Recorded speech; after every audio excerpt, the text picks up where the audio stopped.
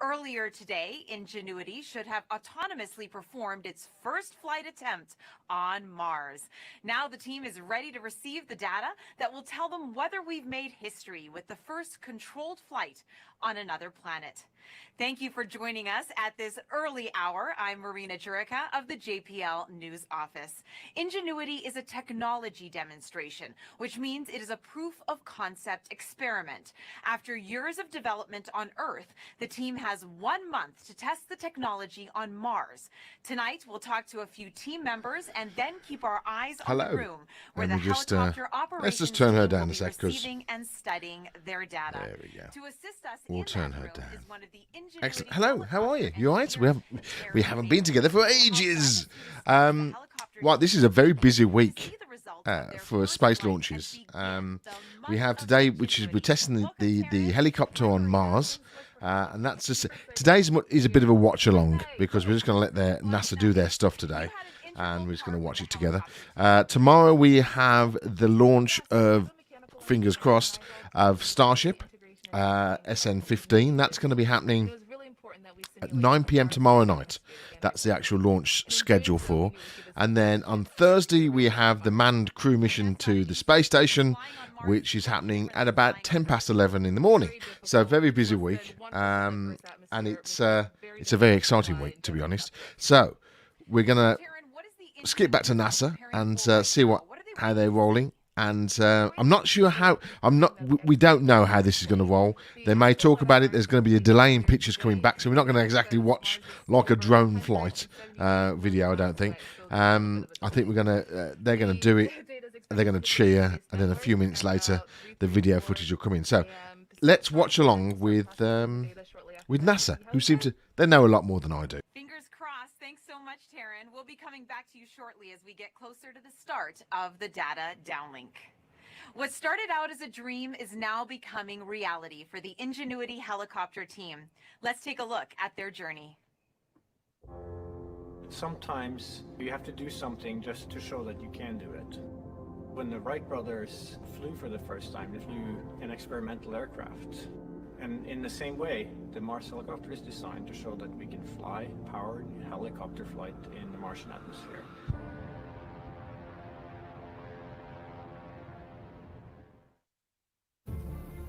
From day one, this was the unwavering dream of our team, to get our helicopter launched to Mars so that we can get that opportunity to do that very first rotorcraft flight test in the actual environment of Mars.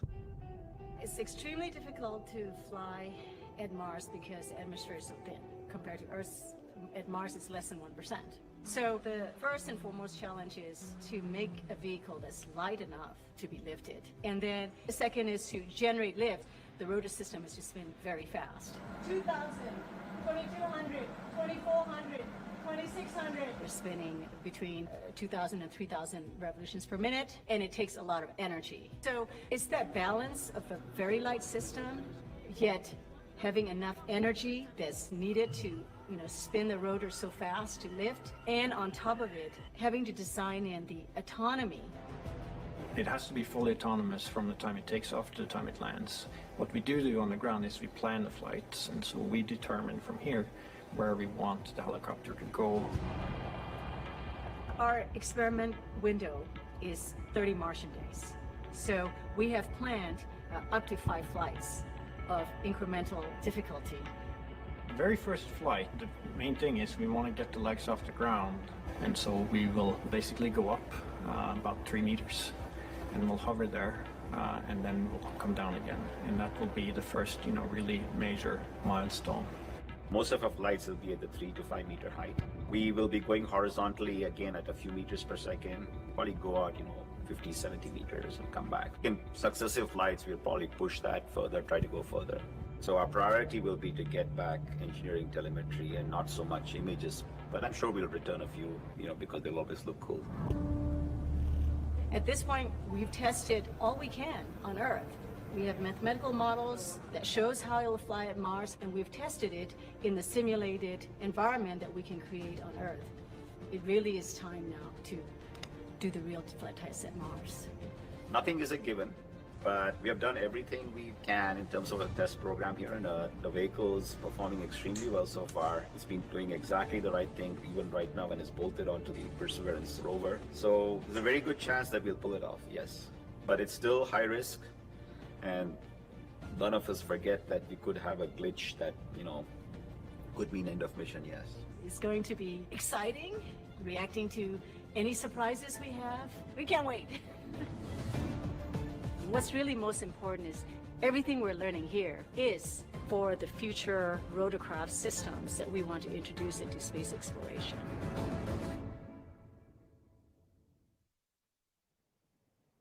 Along with your cup of coffee, you can join in on the conversation by asking the helicopter team questions at NASA JPL on all social platforms by using the hashtag MarsHelicopter. We will get to your questions later on in the program.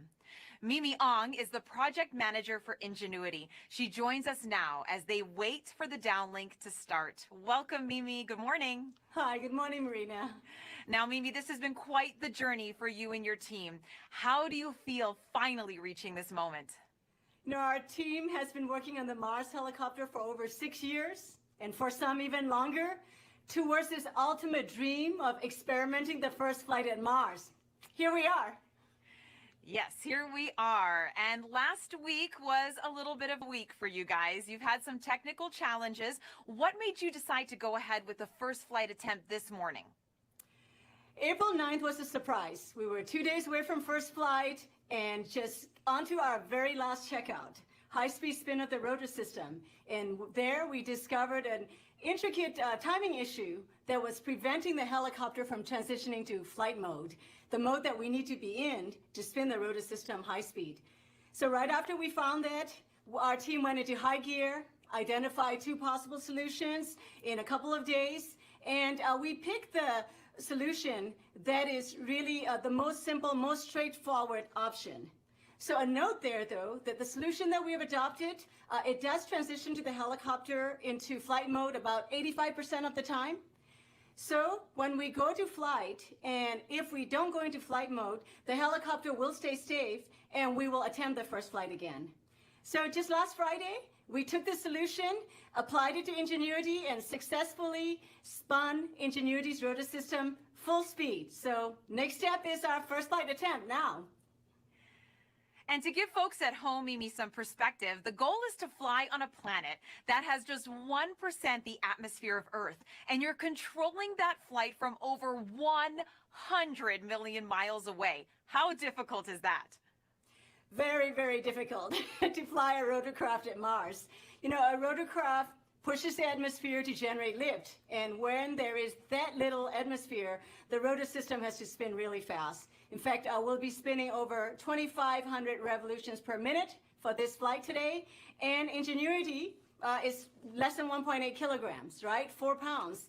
And in that 4 pounds, Ingenuity has to be able to fly in that very thin atmosphere and be able to survive and operate autonomously at Mars.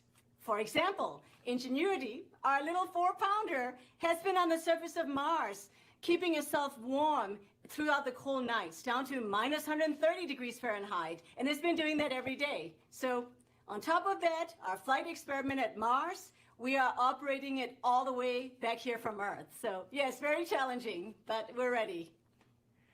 Oh, Ingenuity is small, but it is mighty, and the team has come so far already. What other milestones has the helicopter team already achieved before this morning? Ingenuity has passed all of its milestones leading up to the first flight. So performed perfectly during cruise, survived the drop, and has been charging itself with high good energy levels. Each time it's been communicating daily to the base station and keeping itself warm. And with the rotor system all checked out to full speed, Ingenuity's ready to go. And at the high level for the Mars helicopter technology project, we have 3 goals that are in line with NASA's agency level objectives. The first is to demonstrate here on Earth that it is possible to fly a controlled power flight in the thin atmosphere of Mars. We've done that.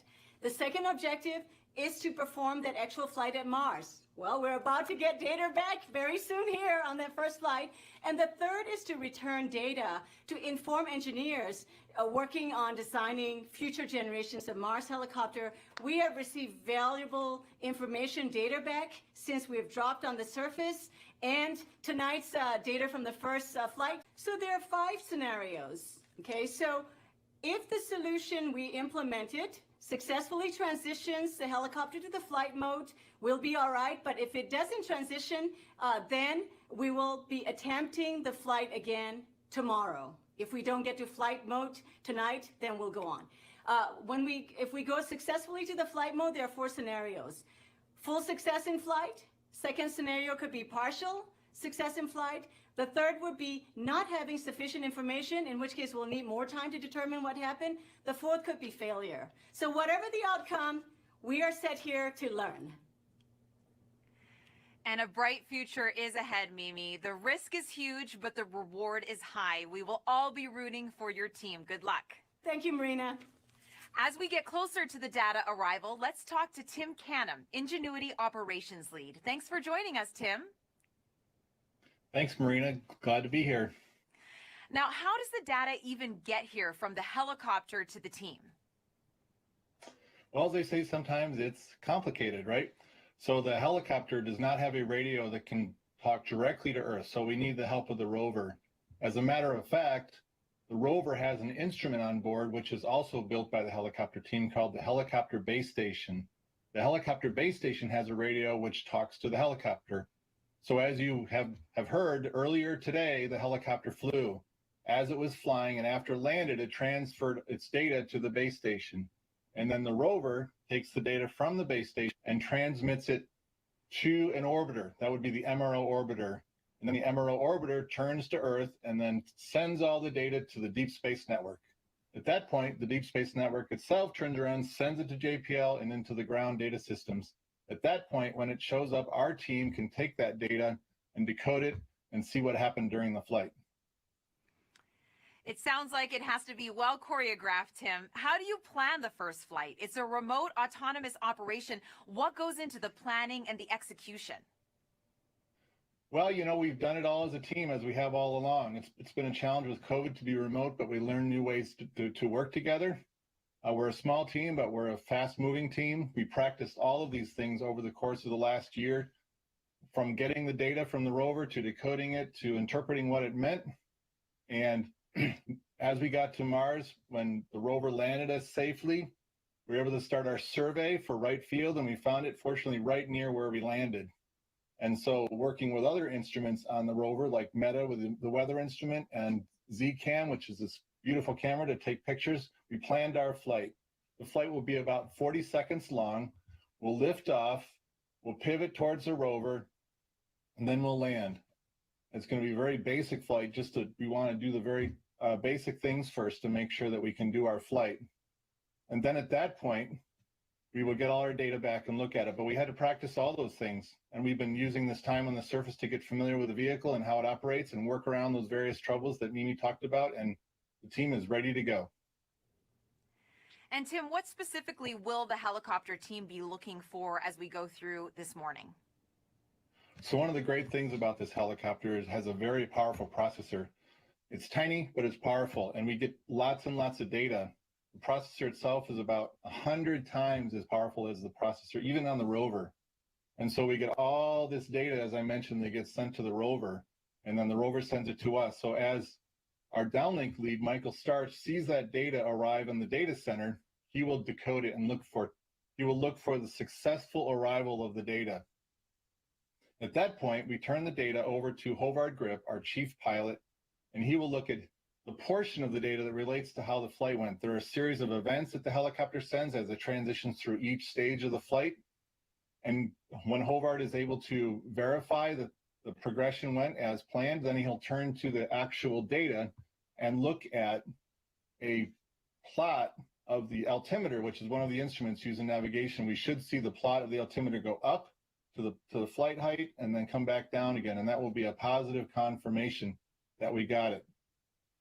And finally, from the helicopter side, we are snapping a series of black and white downward facing pictures as the helicopter comes in for landing. So if everything goes well, we should see some of those landing pictures and be able to look at them on the screen. So Hobart will display those as well. And then finally, if all goes well, there should be, at the same time our data is coming down, there should be data coming down from the Z-Cam instrument that I mentioned, the Mastcam Z, a really powerful camera system that's going to try and capture us in flight. So if they were able to capture that moment of flight, then they will be able to display those images on their screen and be able to see a quick view of how the helicopter flew. That's how it's going to go. Well, Tim, we can't wait to see those photos for sure. Thank you so much, and good luck to you. Thank you. We will get back to the action in the room in just a moment. Now joining us is Associate Administrator of NASA's Science Mission Directorate, Thomas Zurbuchen, who is here at JPL for the helicopter's first test flight. Welcome, Thomas. I'm so glad to be here, Marina. Hi. Hi. Now, how important is tonight to space exploration? Oh, technology demonstrations are really important for all of us. You know, it's really taking a tool that we haven't been able to use and put it in the box of tools that is available for all of our missions going forward at Mars. So for me, it's really exciting personally, and for the community overall, it opens up new doors. And Thomas, why is it important to have that aerial dimension to space exploration? There's many applications that require that. Imagine, for example, going into areas of, and exploring them that we cannot use a rover for. There's some of these crater walls that are so exciting. Scientists have been writing papers about it. It's also important to have the aerial dimension in the context of human exploration of Mars, of which we're dreaming even now. And that aerial dimension being kind of able to scout ahead is just absolutely critical. Well, thank you so much for joining us, Dr. Z. Hey, thanks. Let's check back in now with Taryn Bailey to see how things are shaping up with the team's next steps. Hey, Taryn. Hey, Marina. We're moments away from receiving that all-important data, and the anticipation is definitely building in the room. Everyone's very focused, just waiting on pins and needles, eagerly waiting for that data to arrive, and we're just preparing ourselves for what comes down. And this was such a big challenge for us to embark upon as a team, and we are such a small and close-knit team. So it's really great to be back in the room with all of my colleagues and my teammates. We're all here in support of one another. We have Bob Ballerim watching, and he's been the vision behind this from the very beginning. So we have such great leadership on this team, and very excited to be here. And we're going to be hearing from a lot of people, Taryn. So can you let us know who we're going to be hearing from as we progress through the morning? Yes, so we'll first hear from our downlink lead, Michael Starch, and he's going to be the person that first lays eyes on the data. And when he receives it, he'll unpack it, he'll run through a data receival procedure, make his call outs, and then he'll hand it over to our guidance, navigation, and control lead, also our chief pilot, Havard Grip. He'll interpret that data and display an altimeter plot to indicate if we flew. Some other voices we'll hear on VOCA will be our deputy ops lead, Teddy Zenitos, who will report on the battery status, and our systems engineer, Jaco Karas, who will report on the motor health. And we're going to be taking a couple of your social media questions right now as we wait for Michael to make that announcement that the data is coming in. So, Taryn, a man named Flo on Instagram asks, why did we send a helicopter to Mars in the first place? Great question. Why not? Just kidding. Sending an aerial vehicle at this stage especially, we have sent 5 rovers to Mars, and now we have an aerial dimension, which Dr. Zurbuchen pointed out that it's really important because it elevates the next stage of space exploration. And we can do more science with it. It can be a coordinated effort for future missions.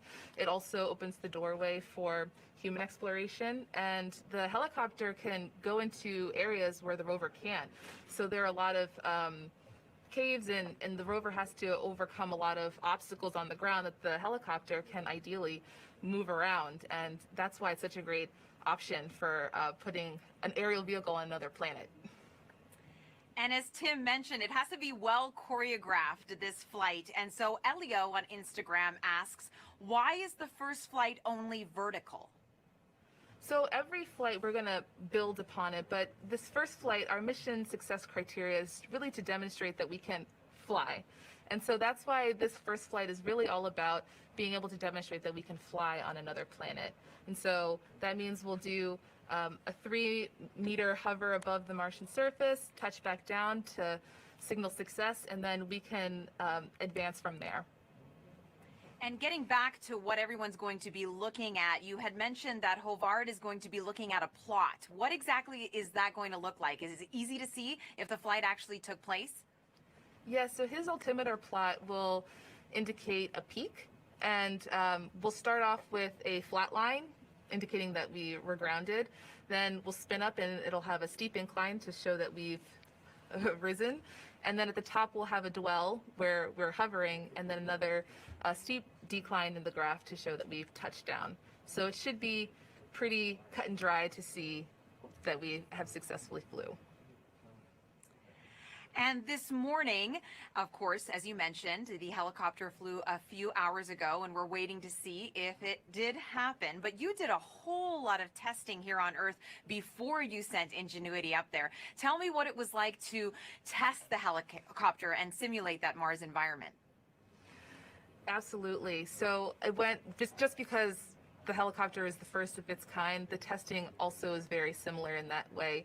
We had to simulate a Mars-like atmosphere by using very large thermal vacuum chambers to allow us to control the temperature and pressure so we can simulate a Mars-like atmospheric density.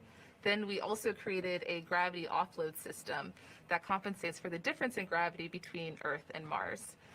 In addition to that, we validated a lot of our requirements with engineering models. So these are developmental models that we made, and they went through extensive environmental and aerodynamic testing. And so they were the precursors to our flight vehicle, which is, of course, currently on Mars. And as Mimi mentioned before, it had to be super light and super fast. Why is that? Flying on Mars is very difficult. You guys have heard it before. It's less than 1% of Earth's atmosphere, and that means that we have to have something really lightweight for us to overcome that mass to generate enough lift.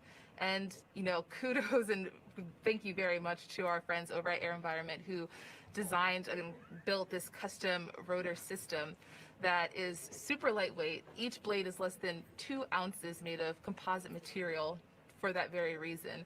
And it spans the distance. The wingspan of this helicopter is 4 feet tip to tip. So that's 1.2 meters. That's super large for something that's essentially carrying the size of a tissue box, just to give you a frame of reference. And in addition to that, generating enough lift involves having high RPM. So we're flying at on an average of 2,500 RPM. 2,500 RPM. I just want everyone to sit with that for a minute, because here on Earth, helicopters go 400 to 500 RPM. So that is so much faster, Taryn.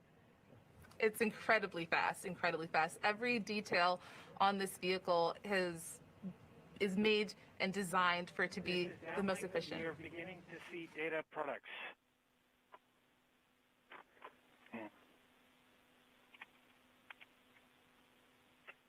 We will continue to watch data products as the full set comes in.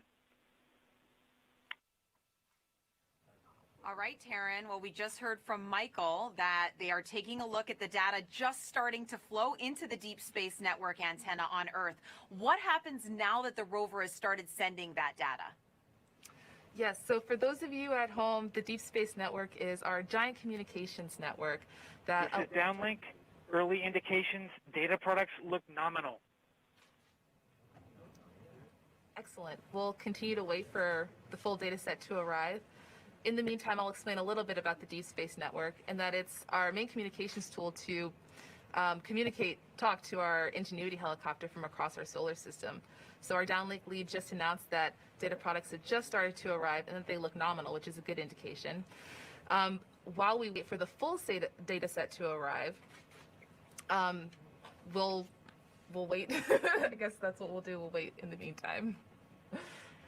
And we'll answer another social media question along those lines. Jose on YouTube asks, how long does it take for the video signal from the helicopter to reach Earth? Sorry, can you repeat the question? Yes. How long does it take for the video signal from the helicopter to reach Earth?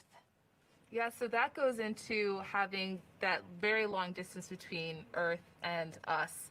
So Tim touched on this a little earlier, and that's why we have this delay. So the helicopter flew earlier, and similarly, whenever we send data, it's the same process where there's going to be a delay of when we run the data and then when it hits Earth. So it's about 4 hours from when something is executed to when we receive it. For larger files, though, sometimes that can take longer. So it all depends. But today we'll be receiving still images of the helicopter.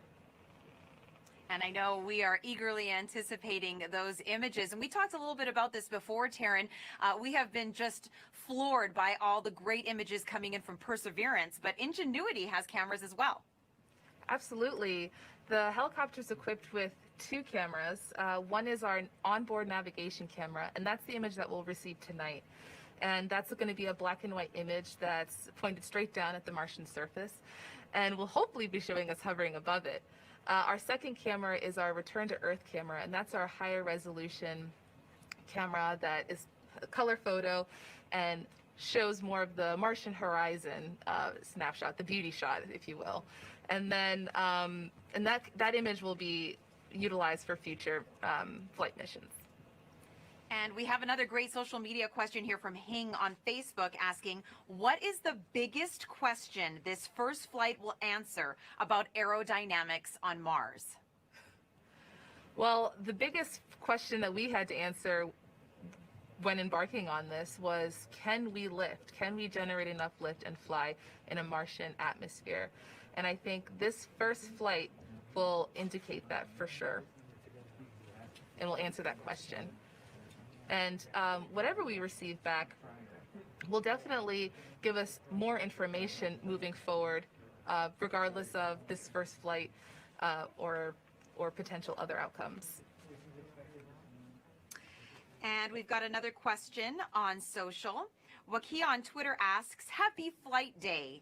Why are the blades shaped the way they are? That's a really great question. So in order to generate enough lift, each blade, I mentioned that these were custom designed, and what we call them are airfoils. And they're developed in a way so that it generates enough lift for us to fly and have enough thrust underneath of our helicopter vehicle. So they have that funky shape because of the aerodynamic elements that help it generate enough lift. And once again, reminding everybody that you guys are controlling this from over 100 million miles away here on Earth. I always try to wrap my head around that. Absolutely. It is so far away, and it's miraculous to even think that this is something that's technically already been executed earlier today. We're just kind of standing by and waiting for that data to arrive to indicate, success. Well, we are going to have minimal commentary during this time as we're going to let you enjoy this experience with the team as they go through all the data to see how Ingenuity did. So let's head to the helicopter control room.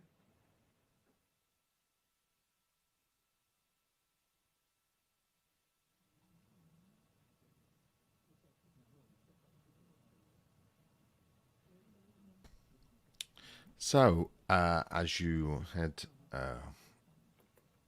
we're just going to wait for the data to come in. This is the helicopter which is on Mars. It flew about 4 hours ago, and we're just waiting for the data stream to come back. It takes about 4 hours to come from Mars, and we are literally just waiting on the team in the room to start displaying the information. Don't forget, tomorrow we have the Starship launch, SN15. That's happening hopefully about 9 o'clock UK time, 9 p.m. And then we have the crew mission on Thursday, which is happening at about 10 past 11 in the morning on Thursday. and we'll be covering both of those as well. Let's go back to listening and waiting for the crew reports.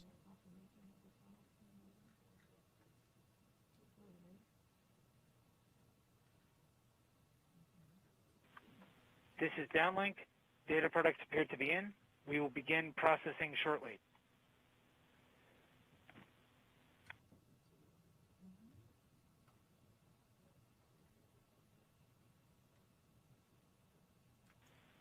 This is downlink.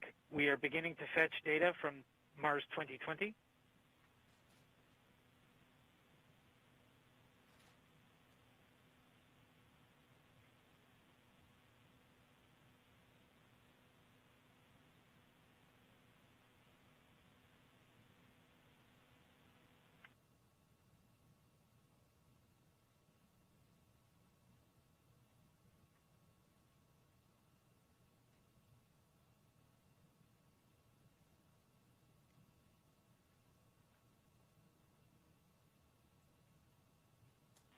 This is downlink. We have pulled in data products from Mars 2020.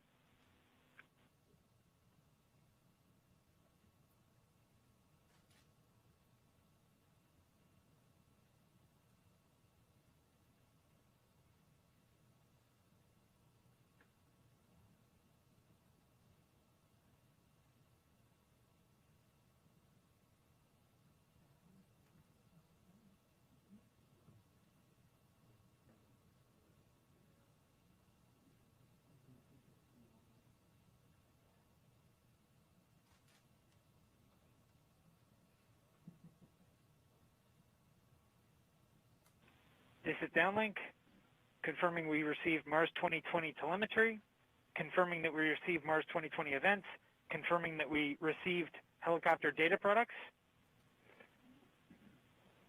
confirming that we have data products, confirming that we unpacked image and 1 Hertz data.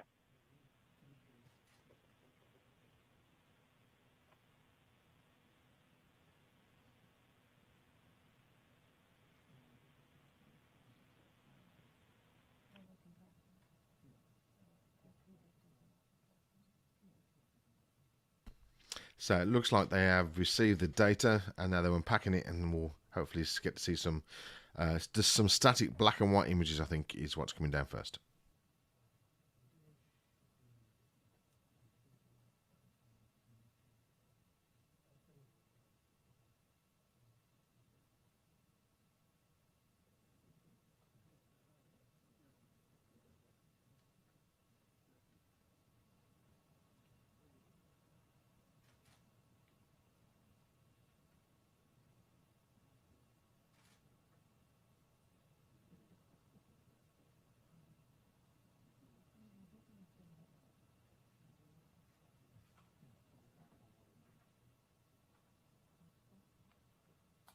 This is downlink. We have successfully ingested 1 Hertz data.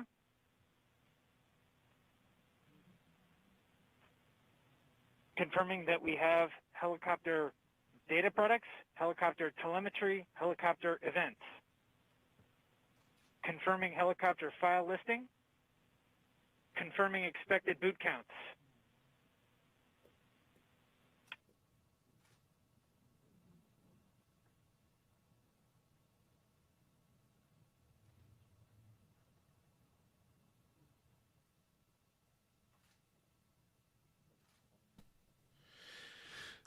So as we said earlier, the data is being This is transmitted. downlink, confirming battery data has been received. 100 million miles it takes to come across, which takes about 4 hours. So it's not like we're going to get a live stream of the pictures. Rotor motors appear healthy. Swash plate servos appear healthy.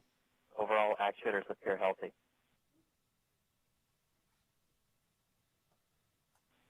Confirming thermal report generation. Confirming analog report generation.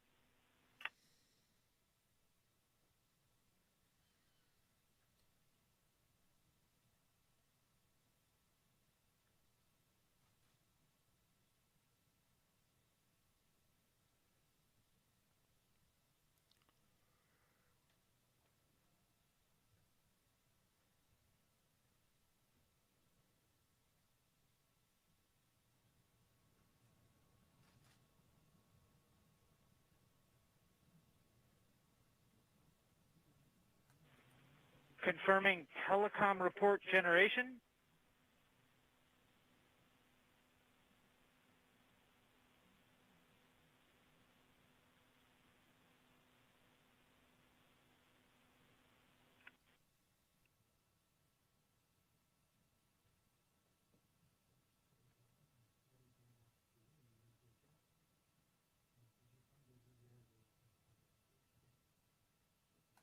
This is downlink handing off to flight control for telemetry analysis.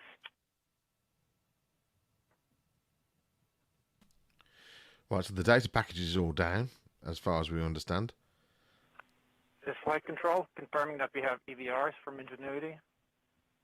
Ingenuity is reporting having performed spin-up, takeoff, climb, hover, descent, landing, touchdown, and spin down. So there you go. That's the first manned helicopter flights on an alien planet. And altimeter data confirms that Ingenuity has performed its first flight, the first flight of a powered aircraft to another planet.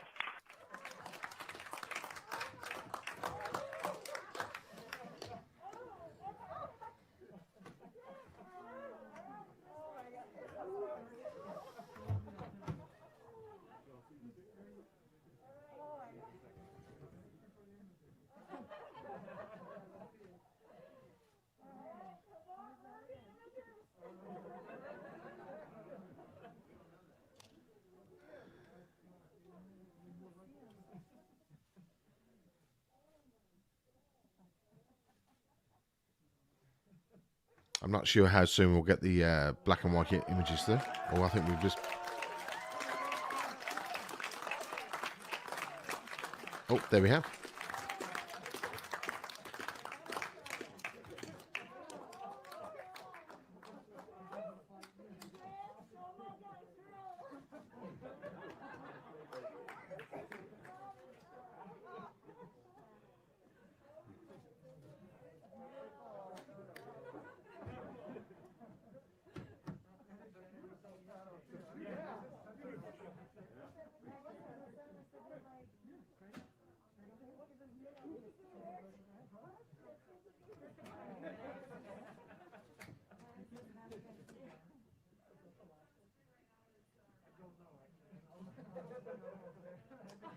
I'm not sure if that's a shadow of itself.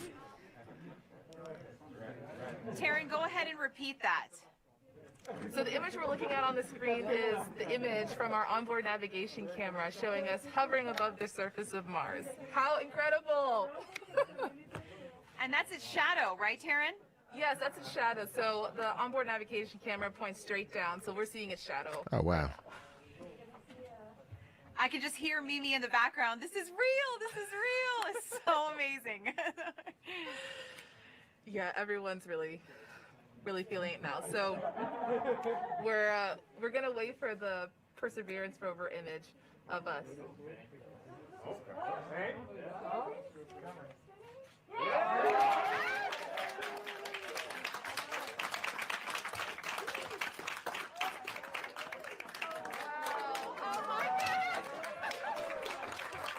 Oh, that's what we're waiting for. So that's actually taken from the rover itself, of the actual helicopter taking off.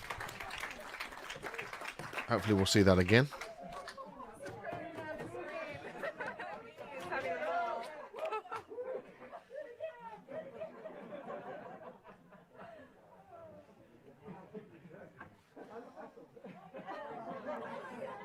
Are you guys seeing the Perseverance image? Saw that, Taryn. So yes, explain what we just saw with the Perseverance image. So the Perseverance image is showing us grounded at first. It's actually a video, which is great. It's grounded at first, and then shows us hovering our 3 meters above the Martian surface, and then touching back down. It's amazing, brilliant. Everyone is super excited. So I would say it's a success. I would say.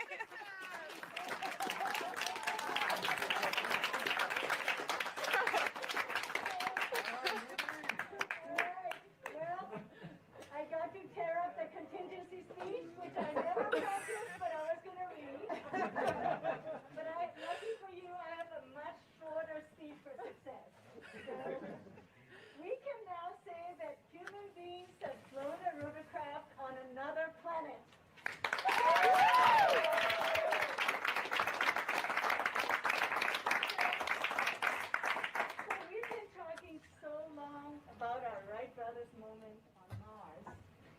And here it is. And this project has had many friends who contributed to tonight's success. I see many in the room, the team in the room, the team on WebEx, team members who couldn't join us, and a few of our friends who are no longer with us. They're still in our minds today. And Perseverance Rover, the best host little Ingenuity could ever work with.